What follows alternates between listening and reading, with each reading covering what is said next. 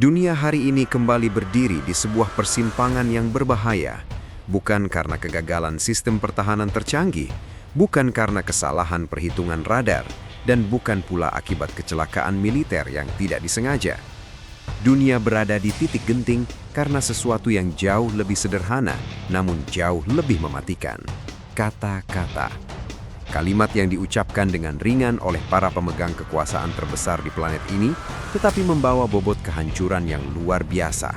Ancaman, klaim kemenangan, dan peringatan balasan kini menggantung di atas Timur Tengah, menciptakan aroma perang yang sebenarnya tidak pernah benar-benar hilang sejak gelombang serangan besar pada Juni 2025.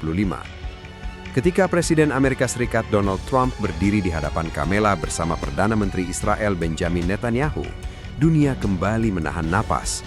Di hadapan publik internasional, Trump menyampaikan pernyataan yang membuat banyak ibu kota dunia terdiam.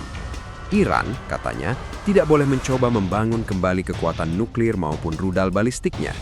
Jika itu terjadi, Amerika Serikat tidak akan punya pilihan lain selain menghancurkan mereka. Bukan dengan bahasa diplomasi, bukan dengan ancaman sanksi ekonomi, melainkan dengan kekuatan militer penuh. Trump bahkan menyebut secara spesifik bomber B-2, pesawat strategis yang tidak dirancang untuk memberi peringatan, tetapi untuk memastikan target di darat benar-benar lenyap. Dalam geopolitik, bahasa semacam ini tidak pernah netral. Ketika seorang presiden tidak lagi berbicara tentang perundingan, resolusi internasional atau jalur diplomatik, tetapi mulai membahas jarak tempuh pesawat dan konsumsi bahan bakar, pesan yang dikirim bukan lagi jangan lakukan, melainkan kami siap menekan tombol. Ini bukan sekedar pernyataan politik, ini adalah sinyal kekuasaan sekaligus intimidasi terbuka terhadap sebuah negara yang selama puluhan tahun hidup di bawah tekanan. Ancaman ini tidak muncul di ruang hampa, ia lahir dari rangkaian peristiwa yang masih sangat segar dalam ingatan dunia. Pada Juni 2025, Israel lebih dulu melancarkan serangan udara besar-besaran ke sejumlah lokasi strategis di Iran, termasuk fasilitas nuklir dan instalasi militer. Serangan tersebut menewaskan komandan senior, ilmuwan nuklir, serta warga sipil. 9 hari kemudian, Amerika Serikat turun tangan secara langsung dengan membombardir fasilitas nuklir Iran di Natanz, Fordo, dan Isfahan. Serangan gabungan ini bukan hanya menghancurkan infrastruktur fisik, tetapi juga menghancurkan jalur diplomasi yang sempat dibuka sejak April 2025 antara Washington dan Teheran. Namun yang paling mencolok justru terjadi setelah bom-bom itu berhenti jatuh. Trump dan Netanyahu berdiri di depan publik dan dengan penuh keyakinan mengatakan bahwa mereka baru saja memenangkan perang besar bersama. Pernyataan ini terdengar tegas, bahkan heroik, tetapi di baliknya tersembunyi kontradiksi yang sulit diabaikan. Jika perang itu benar-benar telah dimenangkan, mengapa ancaman baru masih terus dilontarkan? Mengapa Iran masih disebut sebagai bahaya laten yang harus dihancurkan jika bangkit kembali? Jika musuh sudah kalah, mengapa nada bicara masih seperti menjelang perang? Disinilah keganjilan mulai terlihat. Klaim kemenangan biasanya diikuti oleh penurunan ketegangan, bukan peningkatan ancaman.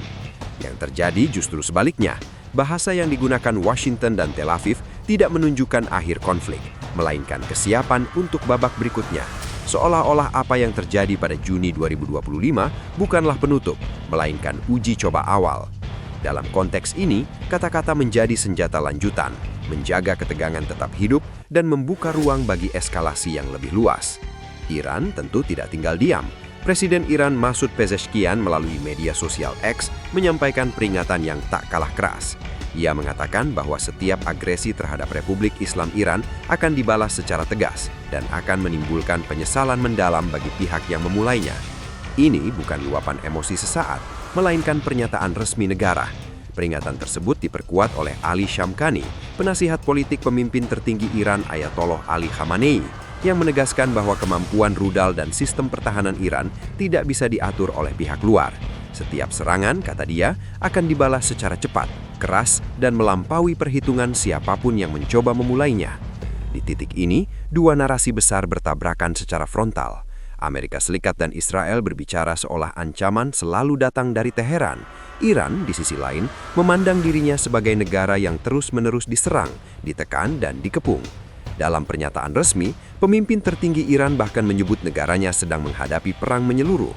Bukan hanya perang militer, tetapi juga perang ekonomi, perang politik, perang sosial, dan perang keamanan dalam negeri. Sanksi, tekanan diplomatik, kampanye media, serta isolasi internasional digambarkan sebagai satu paket serangan terpadu yang dirancang untuk melemahkan dari dalam. Lapisan konflik semakin kompleks ketika Trump dalam pernyataan terpisah mengatakan bahwa Amerika Serikat siap campur tangan untuk menyelamatkan rakyat Iran jika pemerintah mereka menembaki pengunjuk rasa damai. Di permukaan, kalimat ini terdengar humanis, namun sejarah membuat banyak pihak mengernyitkan dahi. Irak, Libya, Afghanistan, dan sejumlah negara lain pernah mendengar narasi yang sama. Intervensi hampir selalu dimulai dengan kata menyelamatkan, tetapi seringkali berakhir dengan negara yang hancur, institusi runtuh, dan generasi yang hilang. Protes di Iran memang nyata. Krisis biaya hidup semakin memburuk seiring runtuhnya nilai real akibat tekanan sanksi. $1 Amerika Serikat kini bernilai lebih dari 42.000 real. Harga makanan melonjak tajam, kebutuhan pokok menjadi mahal, dan kehidupan sehari-hari rakyat biasa semakin berat. Namun di mata Teheran, tekanan ekonomi ini bukan sekedar akibat kesalahan internal, melainkan bagian dari strategi pengepungan Barat. Ketika Trump berbicara tentang menyelamatkan rakyat Iran, para pemimpin Iran melihatnya sebagai pembukaan pintu bagi intervensi langsung. Ali Larijani, Sekretaris Dewan Keamanan Nasional tertinggi Iran, merespons dengan peringatan keras.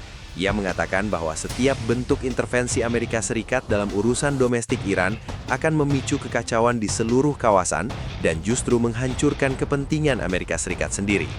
Ia secara implisit mengingatkan bahwa pangkalan militer Amerika Serikat di Timur Tengah bukanlah sasaran yang aman.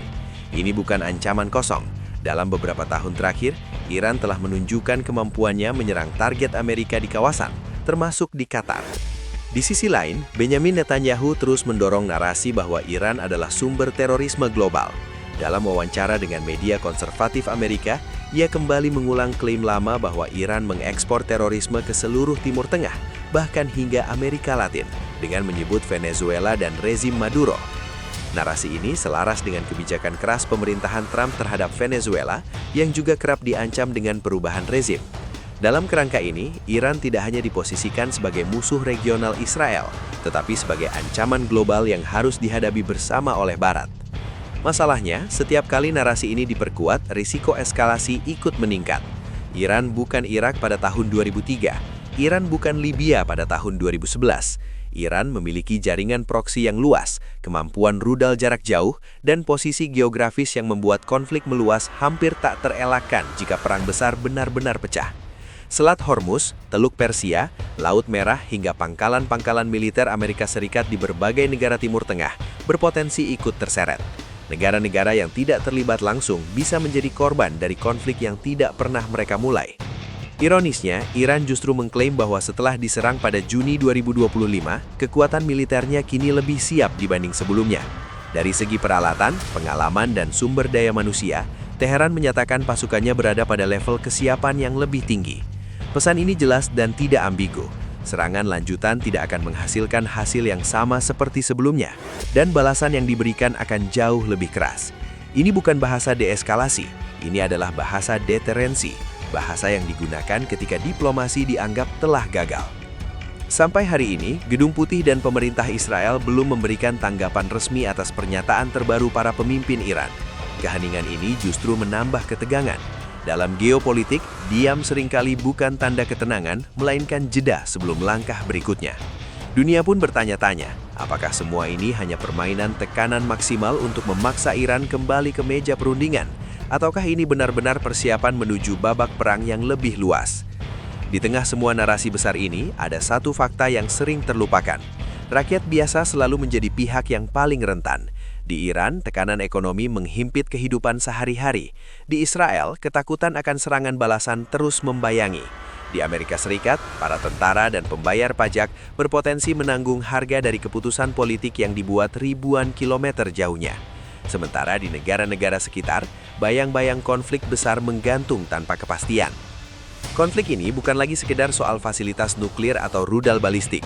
Ini adalah pertarungan narasi, kekuasaan, dan pengaruh global. Ketika para pemimpin dunia berbicara tentang kemenangan dan kehancuran dengan nada santai, dunia seharusnya waspada.